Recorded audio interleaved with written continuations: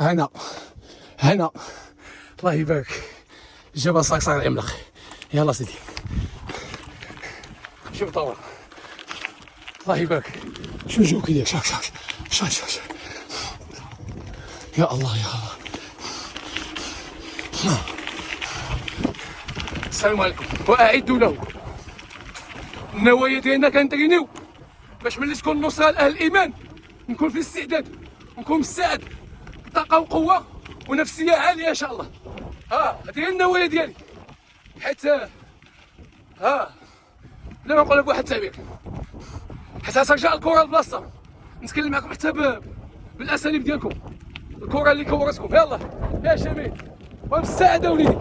الله الله الله الله الله يا سلام. سلم يا الله. الزليقه شتا الله يرحمنا. ورشيد وعلم ديالي اخويا. انت عندك الصبابط وانا عندي الحوايج. شو الحوايج رشيد؟ شوف رشيد. شو لا حال رشيد. الحالة الزوافرية. شوف رشيد اخويا. شوف ورشيد.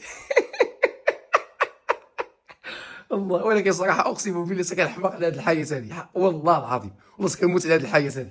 هما قالوها الناس، قال لك راه المراه في الدار عماره واخا تكون حماره. ولكن الحمد لله عندي خواتاتي الله يجازيهم بخير كيتهلاو فيا، صبلوا لي حوايجي، يجمعوا لي حوايجي، الله يبارك لي فيهم والله يجازيهم بخير. انا خرج الدوا حالي. انا خويا الحاتمي والجماعه ديال الطاهرين. انا خوتي هذا هو العشاء باش غدا نستعدوا ان شاء الله.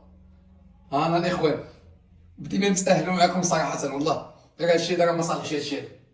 هادشي هذا ما صالحش، عرفوا فيه المشكل. والمهم كما قالوا وخيا كلمه جاهله قال لك اللي ما قتلت تسمن ياك.